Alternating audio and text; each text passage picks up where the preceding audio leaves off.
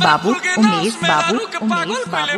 देखो अंकुश एगो बात कहि देतनी तोहरो मेहरुआ कम खिलवाड़ी नहीं खे कि तोरा मेहर के नियत उमेश बाबू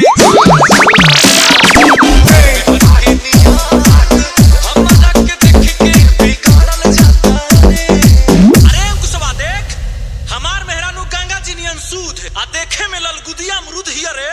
ढेर बोलबे त मारा बम बम दू फाइट। तू अपना मेहरारू के बारे में सुन गांव भर घूम घूम के का करतिया कि तोरो ता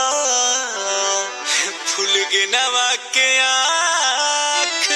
गांव भर के लफुअन से लड़ल बाटे रे तोरो सुखिया के आँख गांव भर के बुढ़वन से लड़ल बाटे रे गणेश बाबू गणेश बाबू गणेश के दिन में हम अपन घर द्वार बहारी की तोरा सब बैठ के लड़ी देख मार दे तू ही भइल बड़ीस मारे वाली तनी मार के दिखाओ ना हमरा हाथवा में दही जमल बा देख कह तनी मार देब मार ना मार के तनी दिखाओ ना तो ले देख अरे बाबा हो बाबा कपार फोड़ला साई हो दादा आई हो माई आहा रोवा लागल आज एकरा के मुआ देब भागते कहां भागत तारी सज गुड़िया गुड़िया काट देब झोटा तोरा नचाबे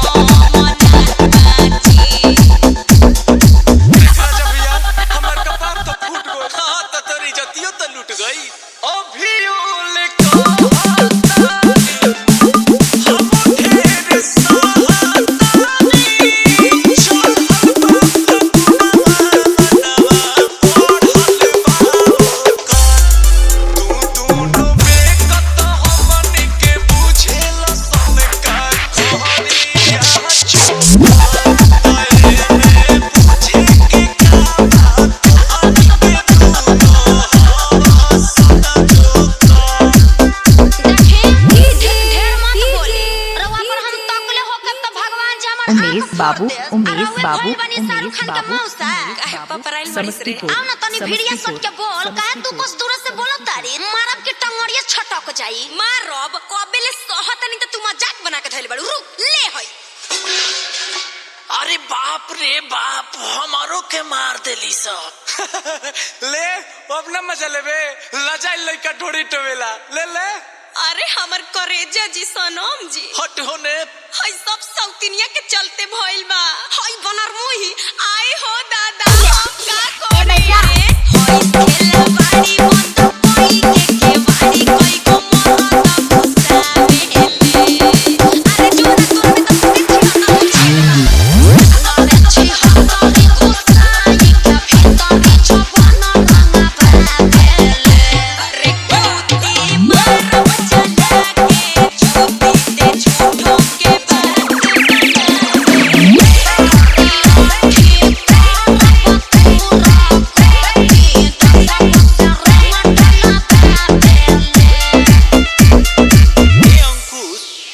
खुश होके बात कही का कहब ते पुराण उठा के देख ले महाभारत होके चाहे रामायण सब नारिये चलते भइल बा हमनी के लड़ी कट्टी के मरी जाइल जी बाबू एहनी के नैहर चल जिए सन हमनी के फगुओ बर्बाद हो जाई हां रे भाई ई तो बात पते के बोलले त चल अखिलेश भैया के द्वार पर अरे पहले एहनी के मना ली अब नहीं तो घर में आग लगा के जोर मर जाई सब लड़ल छोड़ाए जान तू लड़ल छोड़ा